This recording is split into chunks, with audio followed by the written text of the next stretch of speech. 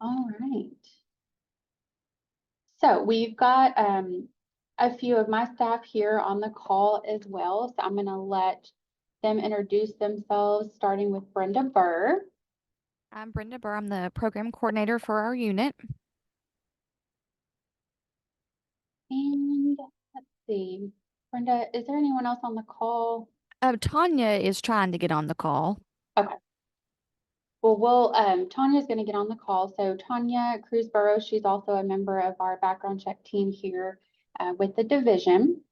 So Brenda is going to cover the chat box, and I will be looking at it as well. But if you have questions or anything that comes up, put that in the chat box and we'll make sure that we answer those questions. We don't have a huge group today. We have a little over 20.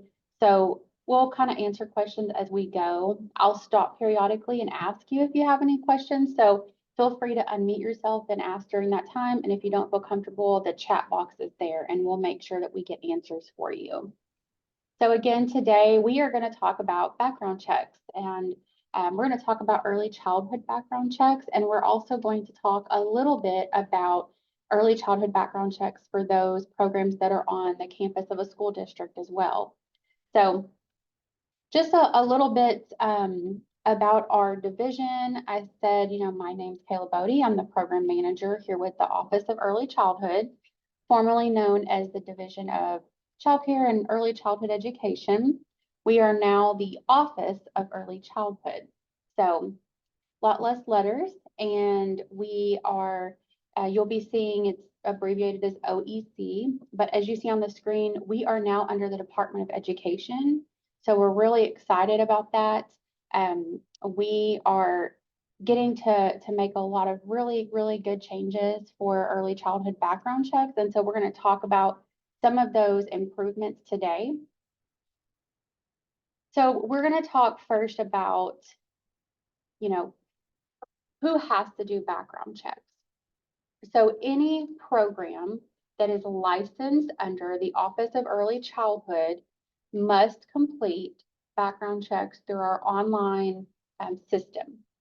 So any employees, any staff members, HR directors, anyone that is going to be working in that childcare setting or early childhood program is going to need background checks. So these are listed as updates. Most of you have been doing electronic background checks for some time. If you have not, and when I send you this guide, you will see all of the links are set there for you in blue. So you'll have everything that you need in this one attachment that I'll send to all of you. But you'll see there's a subscription guide. So if you're a brand new provider and you're on the call today, don't worry, we have a guide for you that is going to help you set up your entire subscription account. So like I said, everything is electronic. It's a much faster process, and we're going to walk you through step by step what to do today.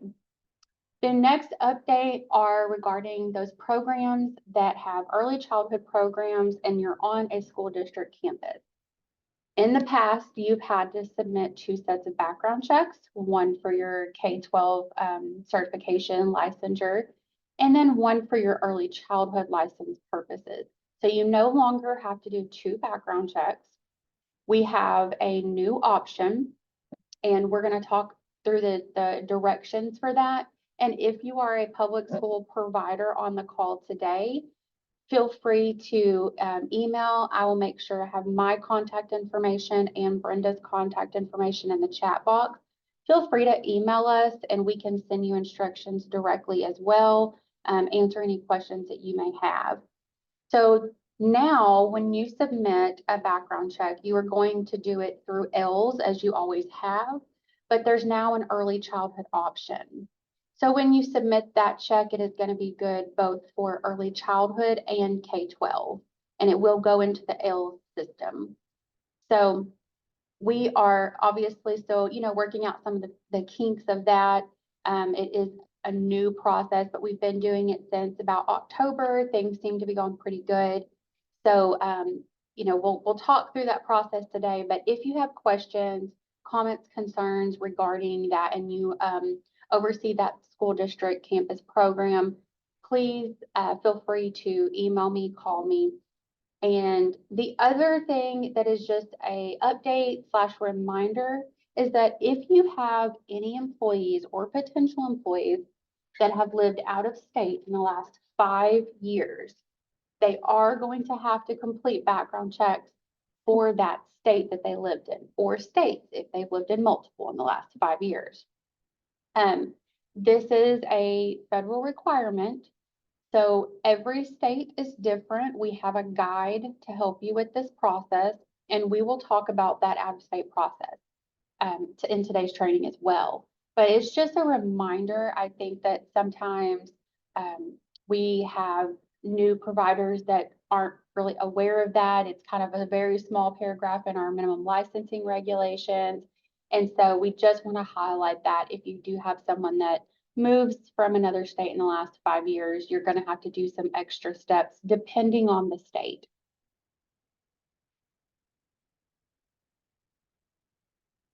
So who needs a background check? And we're going to break this up into a few different categories. The first thing we're going to talk about is the Arkansas Child Maltreatment Check. All staff, janitors, therapists, volunteers, student observers, anyone that comes into your program is going to need a maltreatment check. Now, where it comes up that it's a little bit different is your criminal, which is your Arkansas state check, and your FBI check are not necessarily needed for those volunteers and student observers. It's going to depend on their role in your facility. So is this volunteer coming in, they're reading a book to a classroom, your teachers are still in that classroom? Or is this going to be a volunteer that's going to come in every single day and they're going to play a like supervision role with children? Then of course you need to do all three. So for volunteers and student observers, if you're not sure if they're going to be there on a consistent basis, then I would reach out and recommend that you work with your licensing specialist to determine how long are they on your campus? What are their roles? And then that is going to help you determine if you need to do the state and federal check as well. And again, everyone that is unsupervised, counts in your ratio, or has staff roles with children will need all three parts of the background check, even your transportation staff. And you can always refer back to your minimum licensing regulations on who needs those background checks. And the second part of who needs it is, when do these background checks expire? So your FBI background check and your state background check are both done through our online criminal background check portal, and those are good for 5 years. So you're going to submit your applicant, they're going to get fingerprinted, you're going to have one date, and that is going to be good for 5 years. At this current time, the child maltreatment is only good for 2 years. Now, if you were on our provider monthly call with our assistant commissioner, Dawn Jeffrey, and I believe our director, Tanya Williams, was also on the call this month, they did announce, and this is something that's new, we are looking to update the timeframe for those child maltreatments to 5 years as well. We want to get everything on one cycle, get it everything for the same amount of time so that you're not having to complete those every 2 years. We are going to change that in our licensing regulations. However, we cannot put that into effect until it is promulgated by law. So that means it'll be after this legislative session happens. There may need to be some tweaks and things that happen when it goes through that process. But we are rewriting the minimum licensing regulations, and then that will happen every 3 years. And so that is one of the big changes for you all, is we're hoping it will take some burden off of you financially, because you do have to pay for those, and just as helping you with time, of course. So those are going to be due every 5 years, but until that regulation comes out, and you will be notified when there's a new regulation book, there will be notes and highlights there and those things that are changed. But until that happens, right now they're still at 2 years. So we hope that for 2025 and hopefully the end of 2024, we'll have that new reg book out for you all, and you won't have to do these again for 5 more years. Any questions about who needs a background check or when background checks expire?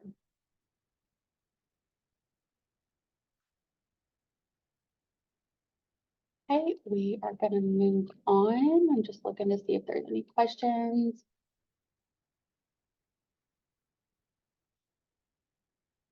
Lisa, I see your question. I think it's a direct question regarding Texas and an out of state. We don't use Identigo. But if you're in the process of opening up a facility here, I will get with you and kind of discuss what your next steps will be. Will you send me an email? I'm gonna respond back and put my email here, but if you'll just send me an email, we'll work together and I'll get you the instructions for what you'll need to do for your situation because it's a little different.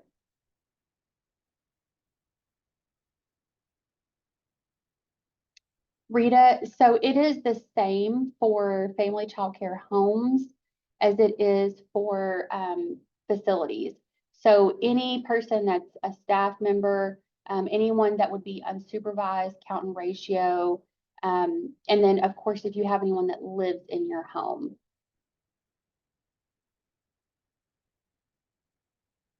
And that will be in your minimum licensing regs as well.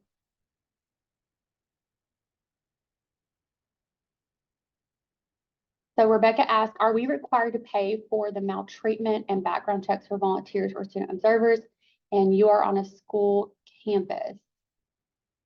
Or can they individually? So Rebecca, who pays for the volunteer checks and student observers? That is going to be completely up to you and your business. We do not require that you as a facility pay for those. That is completely a business decision for you. We have no requirement for that. So if you want them to pay for it themselves, just make sure that for the maltreatment, they can go in, they can do it, they can pay for it. They will need some information from you, like your license number. For the actual background check, the state and federal background check, you will have to submit that information for them. They can't do that. But if if you want them to pay for that, out of their first check, like however you want to do that, that's up to you. Rita, yes, I am. Let me see here. If they live in the home but are gone during school hours, do they need checks? Rita, I'm going to double check for you before I give you a for sure answer. I do believe it's anyone that lives in the home, but I'm going to double check for you before we get off and I'll give you a for sure answer.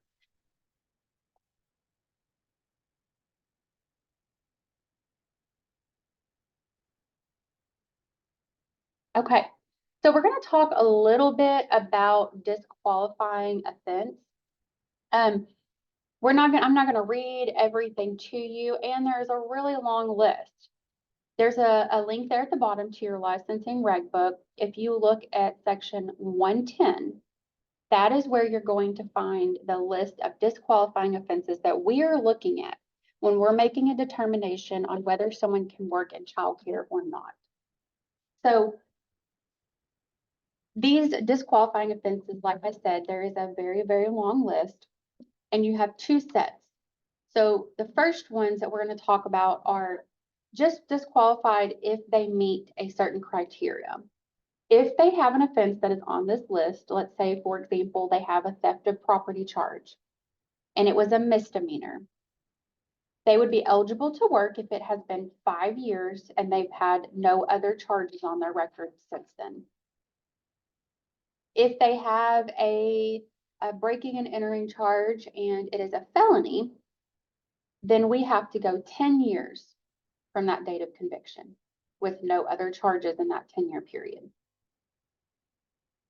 So those are going to be your disqualifying offenses, but it is based on a time frame. So they're not necessarily permanently disqualified for working in childcare. However, there are some that are permanently disqualifying no matter what the time frame is, whether it is a misdemeanor or a felony. Almost all of these are felonies, but those are going to be your things like capital murder, sexual assault, kidnapping, any of those that are in that first section, you will see those are permanently disqualifying offenses. And you can see for obvious reason. The number one priority is to keep children safe. So we're going to make sure that they don't have any of these. And it doesn't matter if it was 5 years ago or 20 years ago, they are permanently disqualified from working in childcare. And again, you can look at a full list in your licensing regulation book. Section 110, it's going to have all of these listed out. And, you know, if someone comes and applies to you and they say, here's my application, and they fill out the consent form and they say, yes, it asks them, have you been convicted? So, you know, say yes. And then it asks them to list out. And if they put on there that, you know, they have a capital murder charge, well, you know now that they have this charge, and it's going to make you more aware that this person may not be eligible to work. At the end of the day, the best thing to do is to submit the background check, let us review it, and then give our determination. But this is just great to reference for your knowledge and for the person that's applying's knowledge. Sometimes we have people that call and they're really shocked that if they have a theft of property charge, they can't work in childcare because I was here. Well, it doesn't have anything to do with children, but it is still on the list of disqualifying offenses. So any questions about where to find these or the 5 and 10 years? Any questions at all?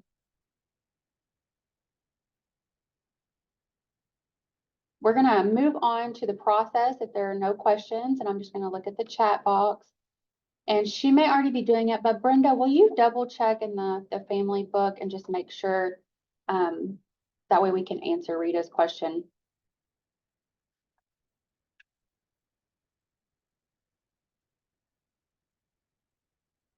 Okay, so we are going to go step by step and look at the process for submitting these background checks.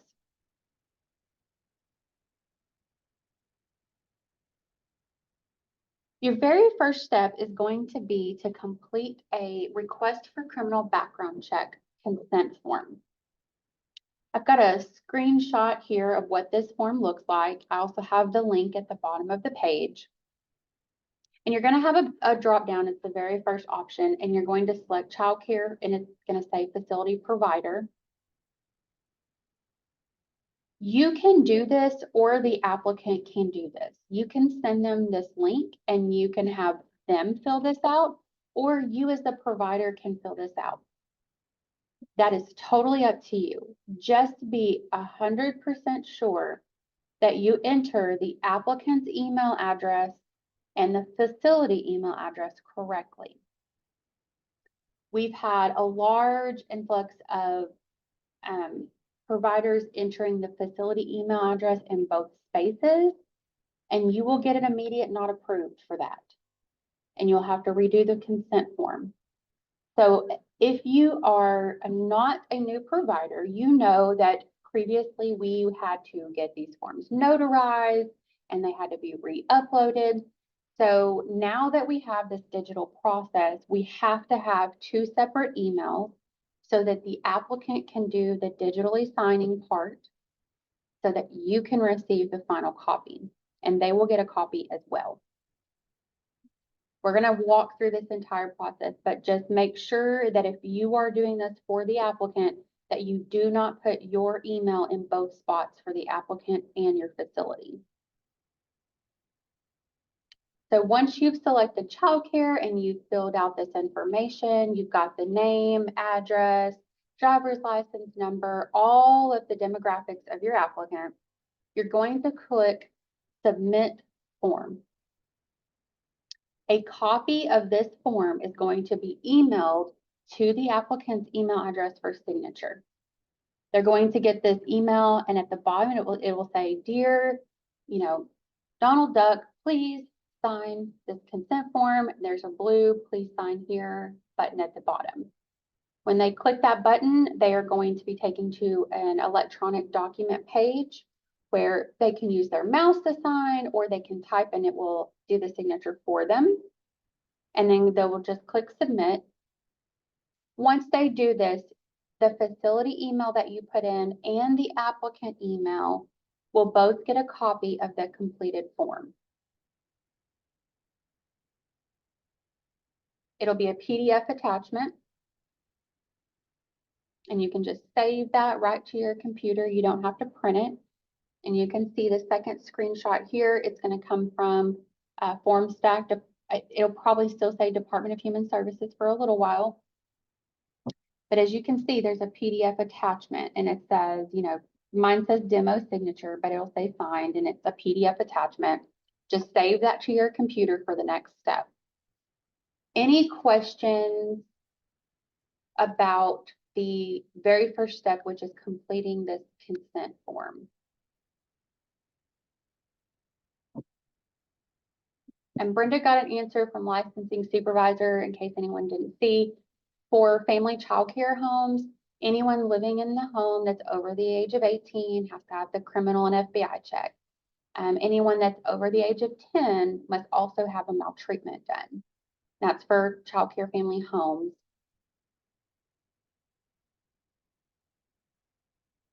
Okay, we're going to move on. So now you're ready for step 2. So you've got your subscription to the portal and now you're ready to log in. This is the main web page. I have it linked out here so you can bookmark this to your computer and you're going to log in. You are going to go over to the search tab and you're going to enter the applicant's information. I always recommend to have a copy of the applicant's driver's license in front of you when you're doing this. You can use the information that's from the consent form. If that's how you want to do it, that is okay. Just want to be sure that the first name, last name, date of birth match their driver's license exactly. So if their name is William, but they go by Bill, if they fill out that form and they put Bill, but on their driver's license it's William, they'll have an issue getting fingerprints completed. So when you're filling this out, it's also going to ask you about their eye color, their hair color, their height and weight. And all of those things are listed on the consent form they filled out for you and their driver's license. So you're going to need that information. If you are going to have them fill out the form and you're not going to do that from their driver's license, just be sure that they have filled it out using their legal name and just kind of double check that. So you're going to enter all of their information here. And you will see right in the middle, there is a spot that says signed consent document. Has a browse button and you're going to click that and open that attachment that you just saved, the PDF, the consent form, and that is where you will attach it. The next box there says purpose. If you have more than one option, some of you may, if you are a dual license program, you may have some other options. But when you are submitting for a child care license program, make sure that it says CHI childcare. And the only option you should have is to search FBI and state. Those are required to be done at the same time. Any questions about filling out this information?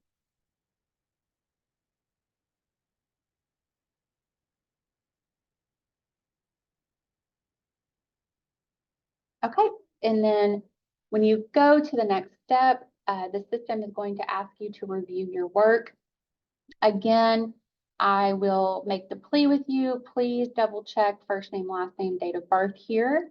Once you click submit and you pay for the background check, you will not be reimbursed if there is a data error entry. And if the date of birth or the name is incorrect, they won't be able to complete fingerprints. So you will be forced to pay for another background check. So really just take the time, double check here, make sure first, last name, and date of birth match their driver's license or passport, whatever they're going to use for their fingerprint appointment.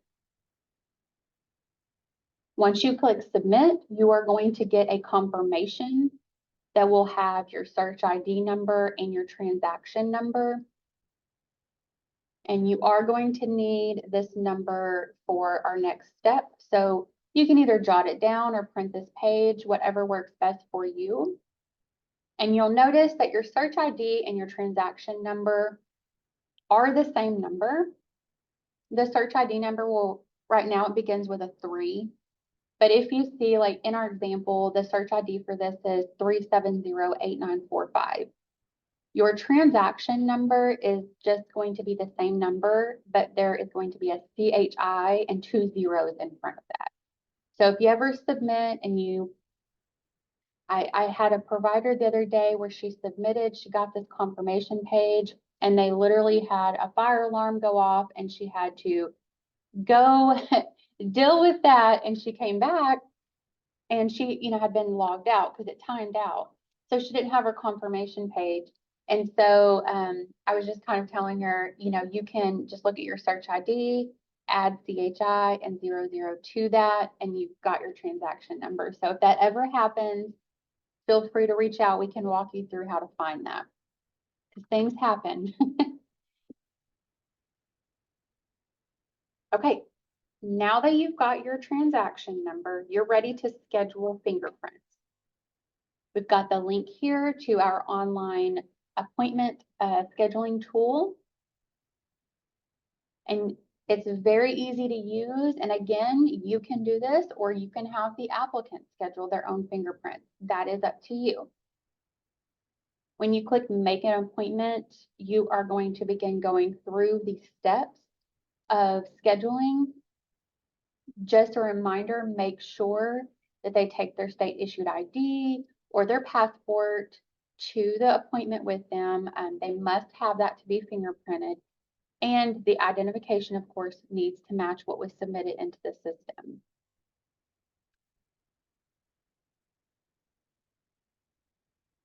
On the next page, it's going to ask you what location, time, and date you want to select.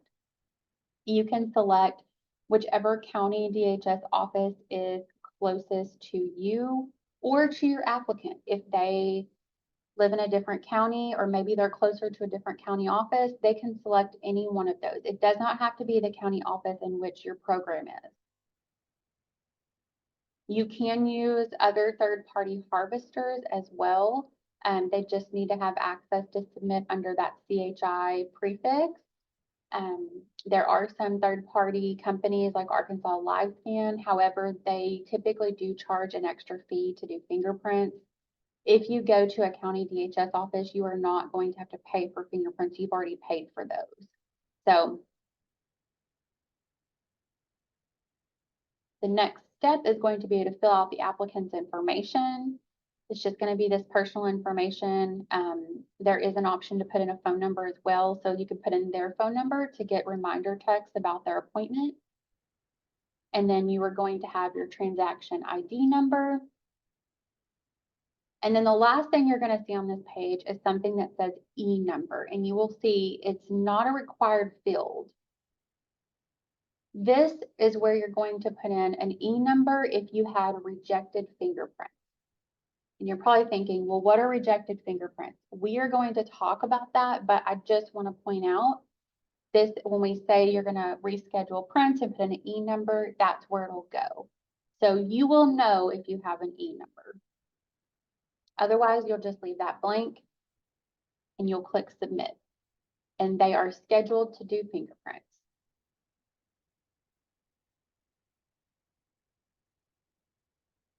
Any questions about scheduling fingerprints?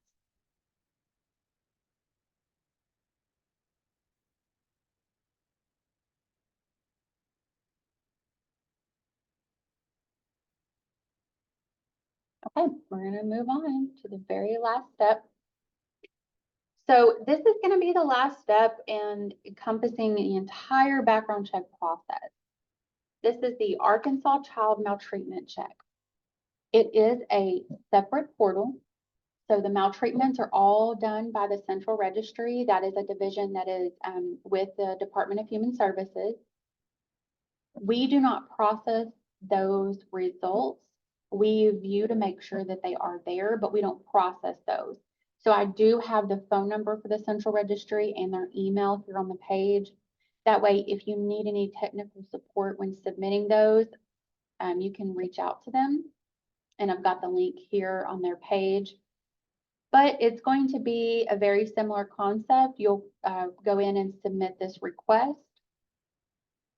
It's going to ask you all of the applicant's information. Just be sure that you make sure you select the correct option.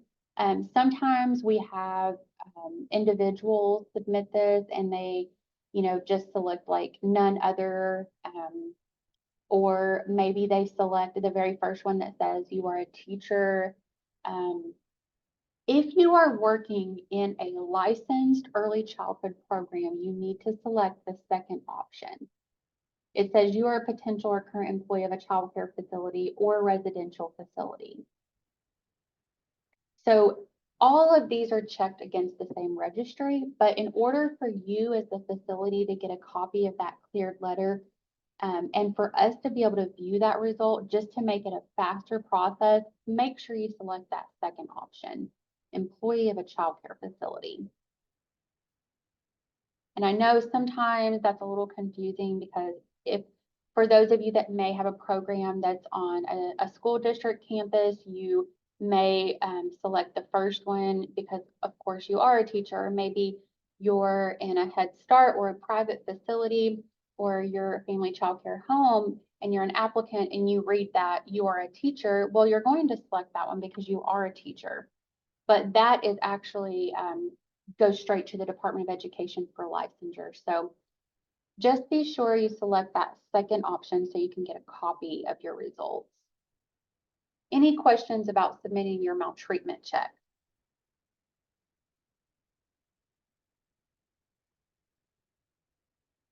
Okay, so I told you we would talk about what happens if fingerprints get rejected. The first thing I want to let you know is that if you ever get a result back in your portal that says FBI rejected, you can see that very top screenshot where the blue arrow is next to FBI. It just says it was rejected. It does not have anything to do with the person's background check. It is strictly that the characteristics of their fingerprints could not be read properly. Sometimes people just don't have good fingerprints. It could be that their hands have been washed a lot throughout their life. They've used a lot of cleaning products. Some people just don't have good characteristics on their hands. So what happens is it will be rejected, and you will see that in your portal that it's been rejected. If you click View Attached Documents next to that applicant's name, there will be an attachment that says Rejection Notification. And that is what this letter is on your screen. You can see it says Arkansas State Police at the top, and it's just notifying you of the rejection. So what you're going to do is select this document, go ahead and print a copy of it out, and it's going to have a long E number. And that is what you're going to need to schedule a second copy or a second set of fingerprints. So if Sally Smith got her fingerprints done and now they've come back as rejected, you're going to go in, get this letter, print it out for Sally. You're going to schedule or have her schedule a second set of fingerprints. You'll use the same transaction number, which will be in the letter, and then you're going to use the accompanying E number that is also there in that letter. You'll go in your scheduler, schedule all of this as a second appointment. Make sure they take that copy of this letter with them to the appointment. And once state police receive the second fingerprint, either the prints will go through on the second time because maybe it was just that they weren't rolled very clearly, Or if their fingerprints just don't have good characteristics, state police will do a name search. They'll do a manual search for the information and send us results. So if you get rejected fingerprints, it can take a little bit of extra time. The person is going to have to do a second fingerprint appointment. That is just a federal requirement. State police cannot give us a result unless they have at least a second rejection. So that second set has to be done, but we want to make sure that we get it done as quickly as possible for you. So if you get a rejection and you go into attached documents and you don't see that notice, feel free to reach out to us. Brenda has put our main line there in the chat box. Both of our phone numbers are there.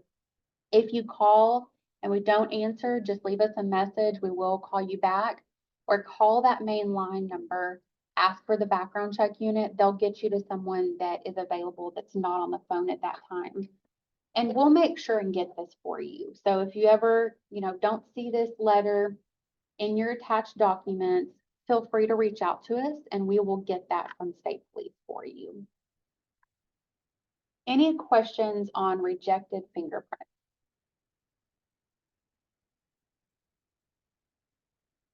Look in the chat box. No questions. Okay, so we're gonna spend a few minutes talking about out-of-state background checks. So in the beginning, remember we talked about if you have an applicant that has lived out of state in the last 5 years.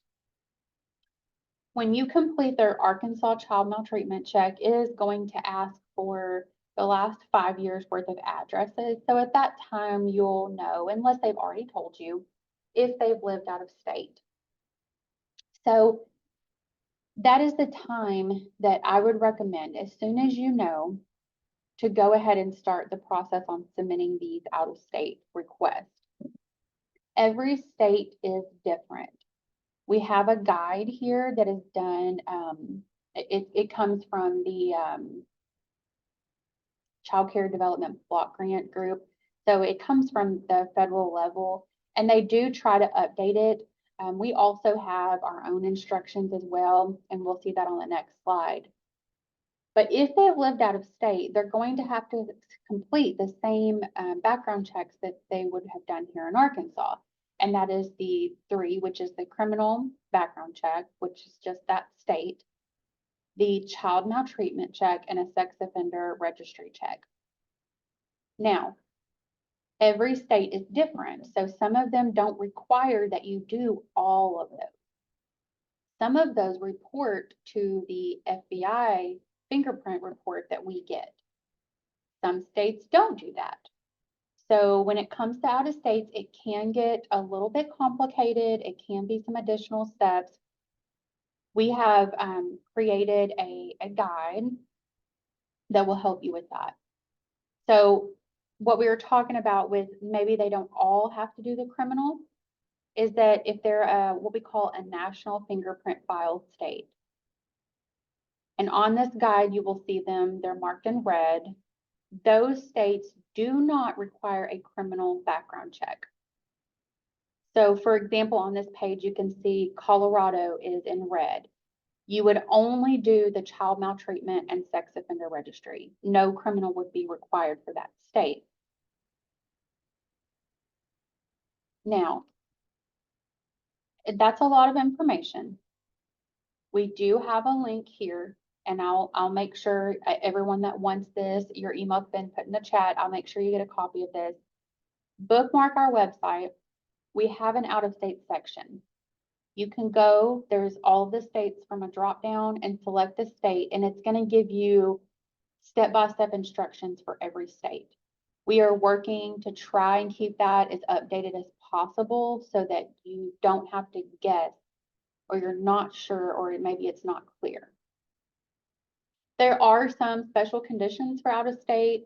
So Tennessee and Oklahoma, we will actually do here in office. We can just search those. They have a public database that we can search. So you don't need to do anything for those states. California is a closed record state, so only a sex offender search can be done, and we do that here in our office. And then Arizona will only release child abuse and neglect results. So like I said, every state is so different. We've created this website. We're working to keep it as updated as we possibly can so that all you have to do is select the state. If they've lived in Texas, you can click Texas. It's going to give you the links, forms, and step-by-step instructions for what to do for that state so that you don't have to guess. And then if they have lived in another country, there's nothing that you need to do for that. Some countries don't have like a registry or, maltreatment registry. So we don't require anything if they have lived out of the country.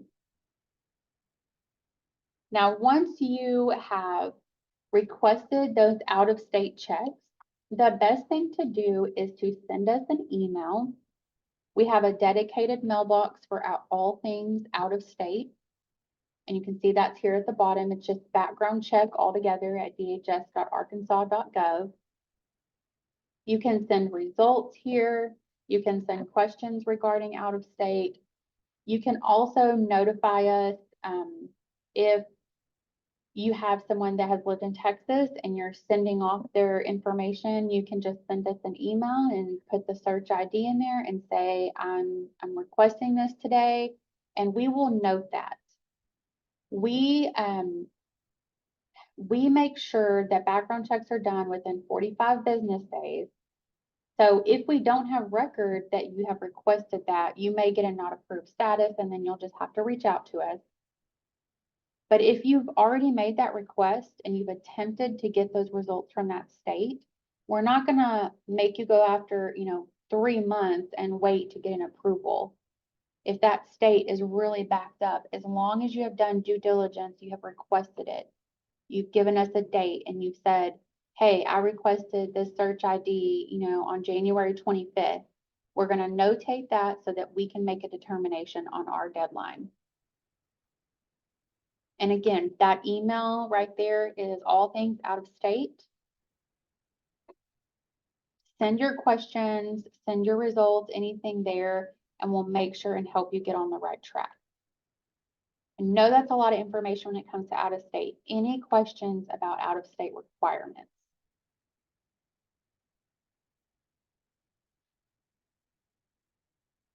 And if you go to, I'm going to go back one. If you go back to our website and you click on this middle link and it takes you to our out of state section, if you find a broken link or you find that the instructions are not updated at any time, send an email to our background check email address. Let us know. We're going to be working as we transition our website completely over to the Department of Education. We're going to be working to make sure we keep that updated. So reach out if you have any questions. Okay, so now we're going to talk about the overall status that you see in your background check portal. You've submitted your applicant. You can go to your history tab to see their overall status. The first thing you're going to see when you submit them is they'll immediately be in a pending status. This means the background check is in process. You have submitted it on your end.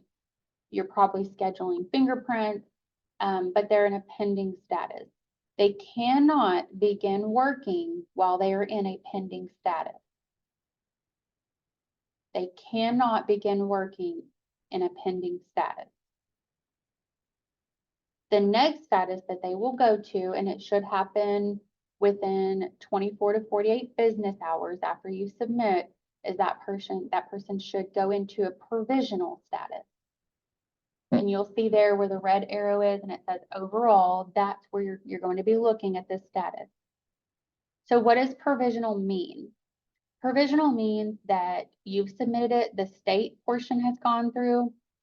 Maybe they just haven't gotten fingerprints yet. Or it may be that we are waiting on the Arkansas child maltreatment. Maybe you've still got to submit that.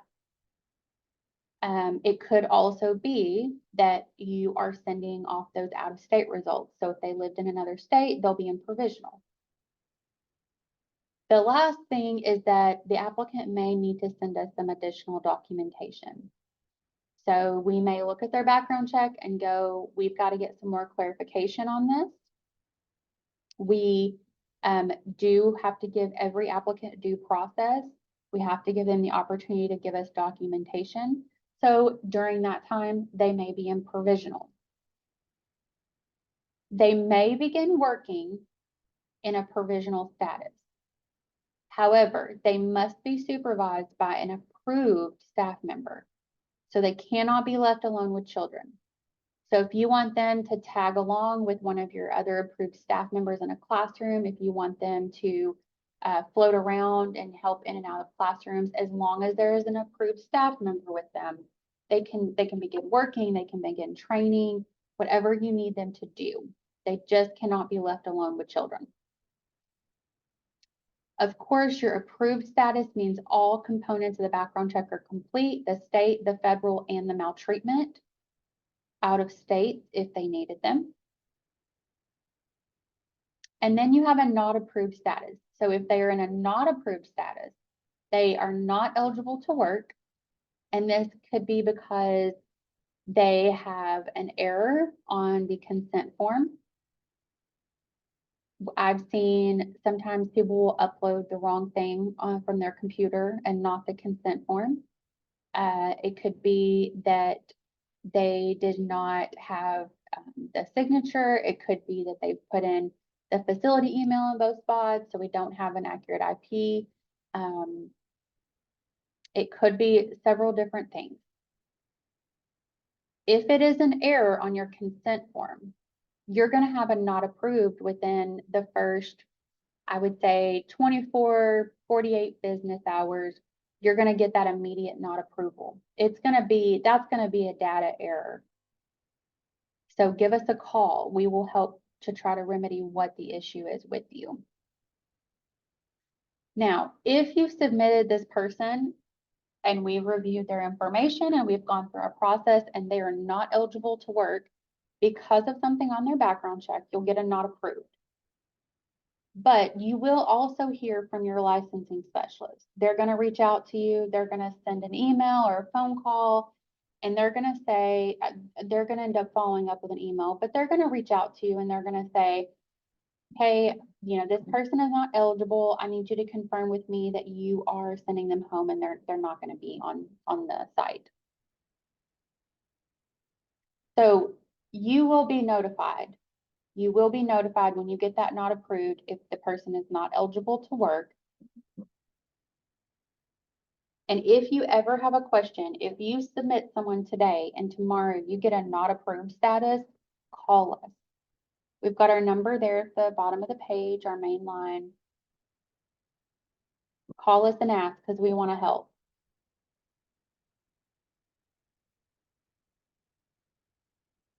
Any questions about the overall status?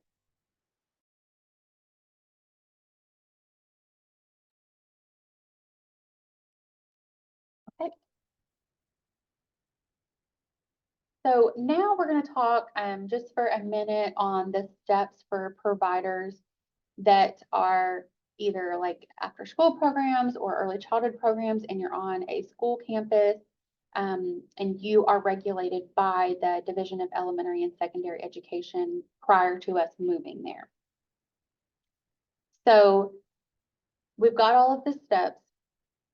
I will send these to anyone that has not already received them and would like a copy.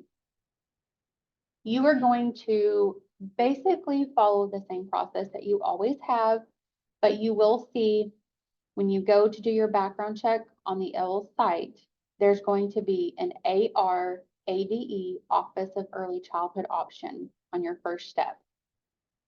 Then you have a verification code, step 2, that you're going to use that is unique to the Office of Early Childhood here. So use that verification code.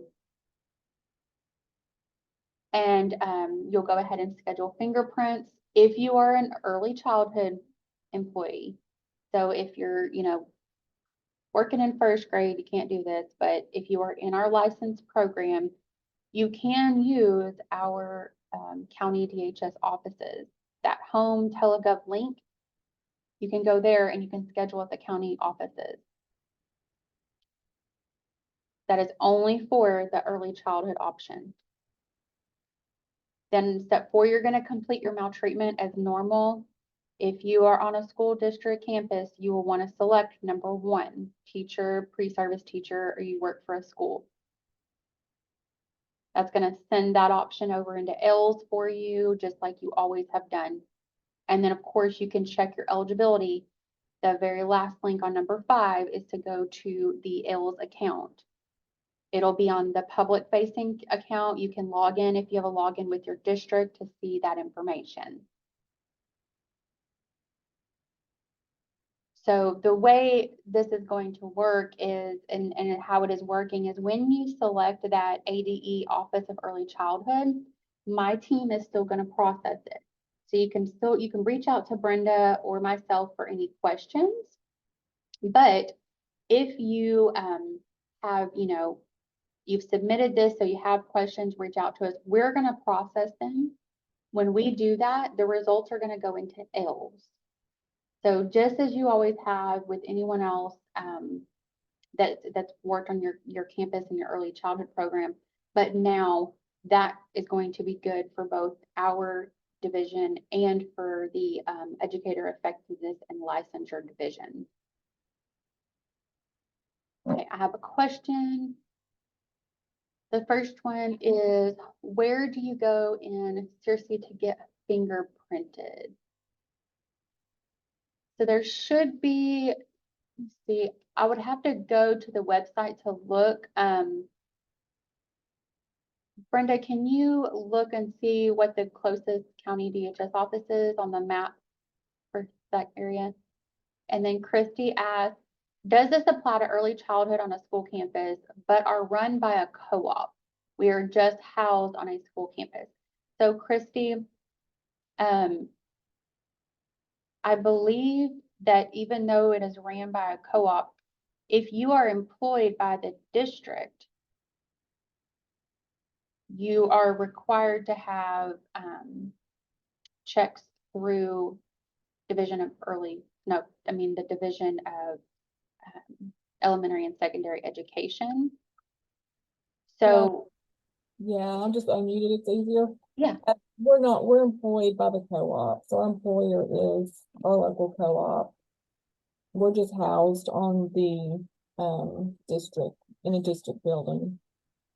so when your staff, since they're being hired only by the co-op, is the co-op under any requirement to submit any type of background check to the Department of Education currently?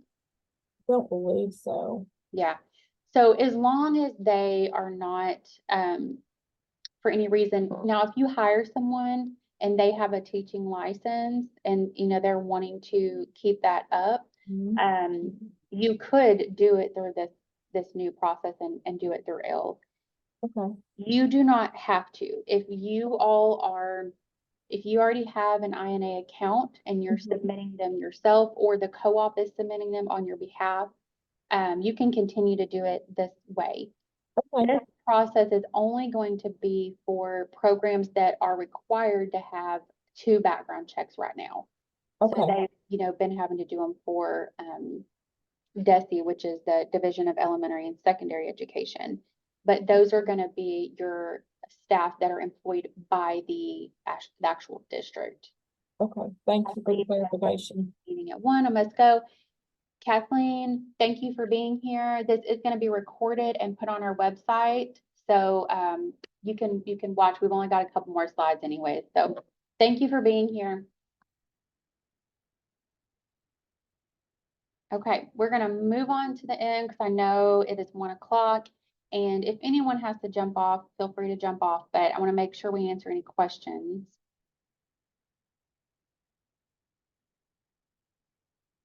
Okay, so a couple of things that we just can't stress enough. Make sure that you do not allow staff members to begin working until their overall status is in provisional.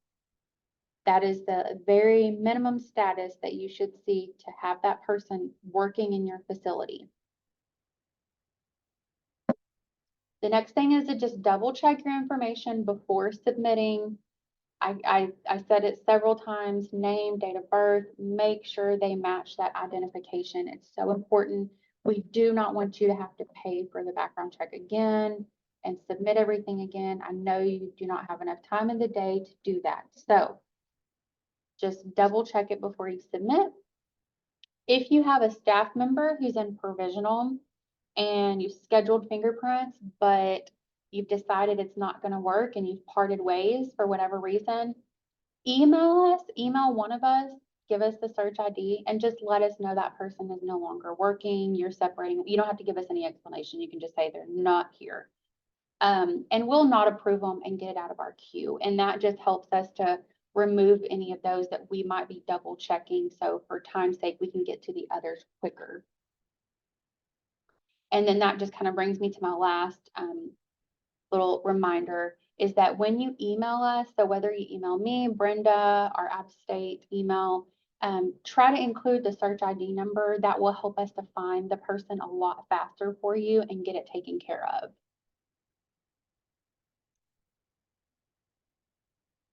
So I'm going to skip over going all through the possible delays because we are kind of running out of time. So I'm just going to touch on a few things. If someone is pending for several days, it may be because we need some information on their state check, since that's the very first one. We will send a letter to the applicant, like I said, and ask them for more information. If you have someone that's in pending or provisional for a long amount of time, and you have not gotten an email from us letting you know that something's missing, or you're not sure what needs to be done, give us a call, send us an email. We'll be happy to let you know what is needed. Provisional, like I said, it could be their fingerprints just aren't done yet. You've still got to schedule those, or maybe that maltreatment isn't done yet, or they have out of state. And then we talked about not approved. That again it can be a lot of the not approved that you might get are going to be because of the consent form. Just not having the information correct, uploading the wrong person's form, just kind of those data errors. So just slow down, try to make sure that you get all the information correct. And then I will just kind of touch on making sure that you do that maltreatment and the fingerprints within 45 days of submission. So that is our deadline. Make sure you get everything done in that time frame. I highly recommend sitting down when you have a chance, go ahead, get the consent form uploaded, enter all their information, schedule their prints, and do their maltreatment all at the same time. If you can sit down and do that and take that, 5 or 10 minutes, get all of that part done, schedule their fingerprints for the next day, more than likely the next business day, as long as that's all they need, they didn't need any out of state. If you do that the next business day, you should have an overall approved status.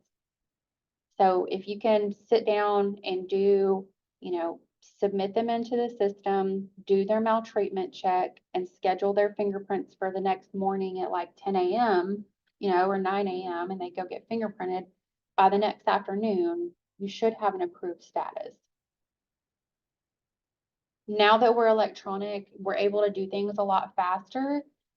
We are in this shift over to our new agency at the Department of Education. So please have patience with us while we get things moved around. We are working really hard to make lots of upgrades for you all to make things faster, more simple, less steps. So we're constantly working on that.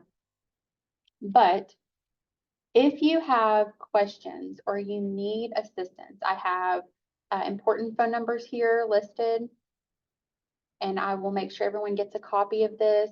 And if you have not already, put your email in the chat. I'll make sure you get this. Give us a call. You can call our main line and just say, I need the background check unit, and they're going to get you to one of our team. Just call us, we'll make sure. Lois said, we're a small in-home daycare. Do we have to do INA or can we just request an FBI? So you do have to use the INA system. We don't have any way of doing paper applications anymore. Now that as a state we've gone electronic, The only way to do that is to create an INA account.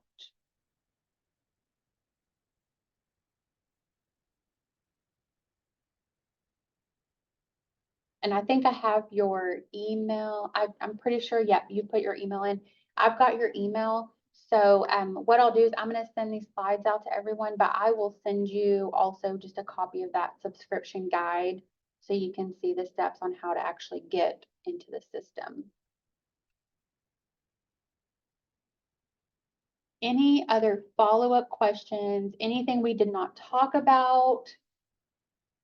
Comments, concerns?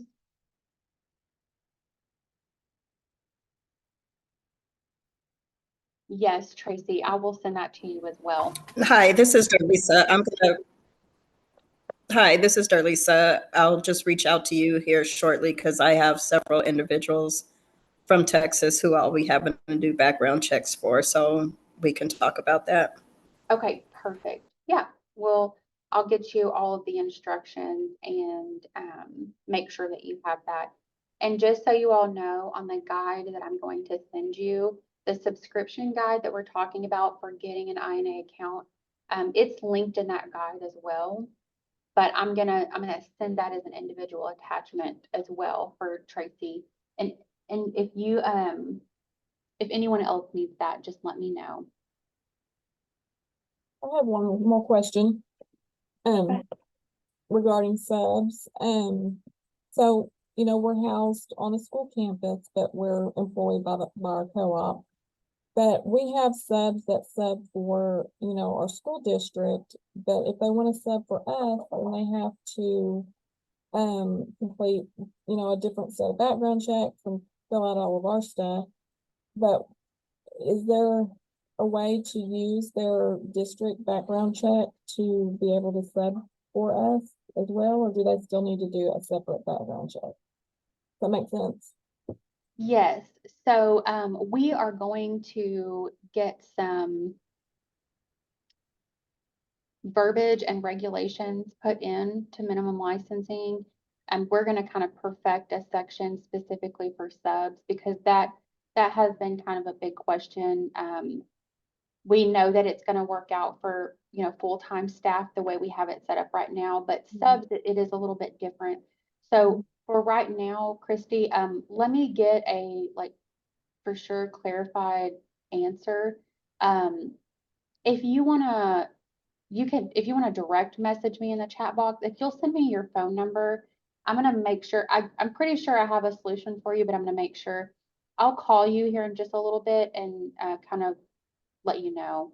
Okay, thank you. Yeah, because we've been talking about that with like ESS because they provide subs for Yeah. districts. Uh-huh. So we've been working with them, and I think we've kind of come up with a solution for while we're waiting for these new regulations to get pushed out. Okay. Yes, Rebecca, if you will, I'll just email. I have both of your emails from the chat, so I'll email both of you. But if you have any other questions, Rebecca, if you want to direct message me also, I will get that to you. Just send me your phone number and I'll